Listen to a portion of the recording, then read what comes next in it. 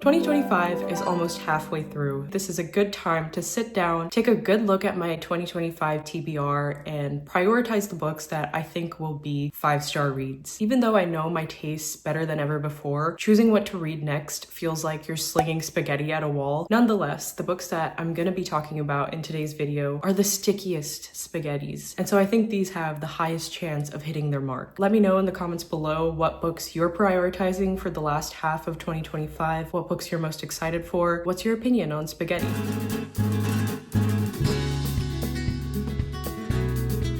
The first entry for my 5-star predictions is actually a series. The Dagger and Coin by Daniel Abraham. I mentioned in a video recently that I've been in a bit of a fantasy-specific reading slump ever since I finished Wind and Truth by Brandon Sanderson. I feel bad for throwing shade at Sanderson because I don't think it's actually his fault. I've just been in a general sort of malaise with fantasy. Maybe part of it is because I finished Wheel of Time, Malazan, Realm of the Elderlings. It doesn't feel like there's any big fantasy series left that I can really sink my teeth into. Big fantasy series that are complete. There's just this feeling when you're in the middle of a 10+ book series that you have miles and miles of story ahead of you, so much to look forward to that once you finish it, there's this weird sort of post-book sadness, a grief that comes with it. And I think I finally found the answer to my troubles in The Dagger and Coin. I'm actually like 75% done with the first book, The Dragon's Path. I've been doing that thing where I read the book on my phone anytime I have a spare moment just because it's that addictive. I'm planning on doing a full book review for it on the channel, so you can look forward to that. But what I will say about the first book is that I love how it centers on banking and financing in a way that isn't just world building, but is an actual driving force for the plot. It sets up these really interesting and maybe esoteric questions like,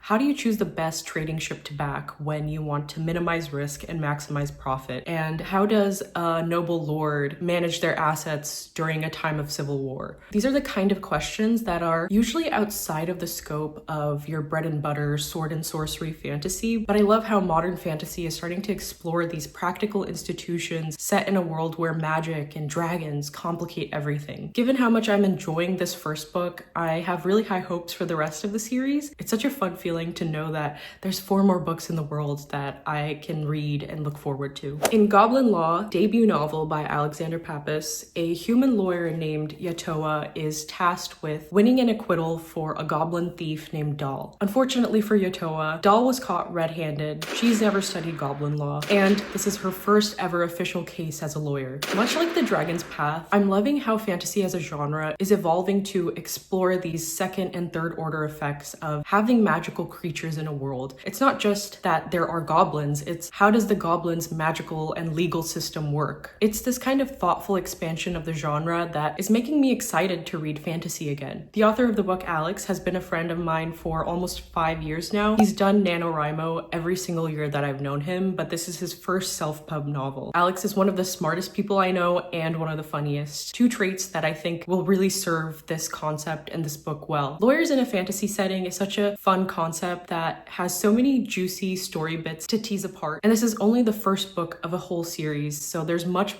more to look forward to. I'm going to be leaving a link for the book in the description, so if this all sounds interesting to you, make sure to check it out. The next 2 books I'm going to be talking about are part of my Pulitzer Project, where I'm going to be reading every single Pulitzer Prize fiction winner from the year 1998 onwards. Because I don't plan on reading these in any particular order, I can sort of pick and choose what I'm in the mood for. So far, I've noticed that all the books I've read for this project are post 2010, so I wanted to go back and read one of the books from the earlier years. Gilead by Marilyn Robinson fits the bill, and it's a book that I've been seeing everywhere. I swear, every time I go to a bookstore, it's just there staring back at me. It's an epistolary novel. It's been recommended to me by one of my lovely subscribers here. I'm excited to get to this year. The other Pulitzer winner I'm going to be prioritizing is James by Percival Everett.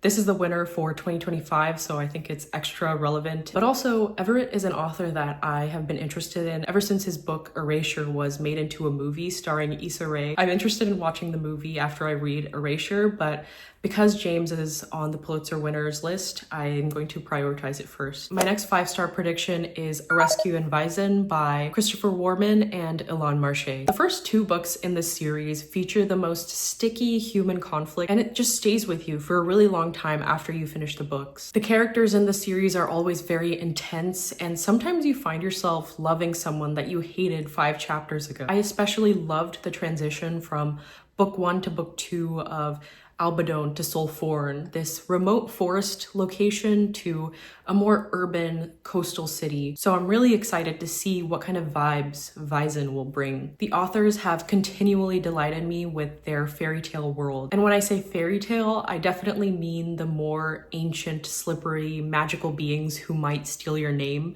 kind of fairy, and not necessarily the Disney godmother type. I'm lucky enough to know Chris and Alon as friends, but I would read these books even if they were strangers. A Rescue in Vizen comes out June 23rd later this month, and it's available for pre-order now. I have been wanting to return to the world of Malazan ever since I finished a series 2 years ago. I think it's high time that I finally read The God Is Not Willing. This book is my fiance's favorite book of all time. Nat has really impeccable taste in books, so the fact that he calls it his favorite book of all time has me really excited to jump into this one. He's always telling me that I'm going to love the main character because he's a sad boy like Fitz from Realm of the Elderlings, and he's also sung praises of the marine banter in this book. I don't know much about the book aside from that it takes place after the events of the main 10 Malazan books, and I also know that the sequel is coming out later this year, so I definitely want to get to this one sooner rather than later. Andy Smith here on YouTube and I are planning on doing a live stream discussion of this book sometime in early August, so keep a lookout for that as well. My fiance has been telling me to read this book since literally our entire relationship, so I'm really glad that I'm finally getting to this book now. And yeah, that's all for this video. Thank you so much for watching my 5-star predictions. Again, I would love to hear what are your 5-star predictions and books that you're excited for in this last half of the year. Thank you so much for watching, and I will catch you in the next video.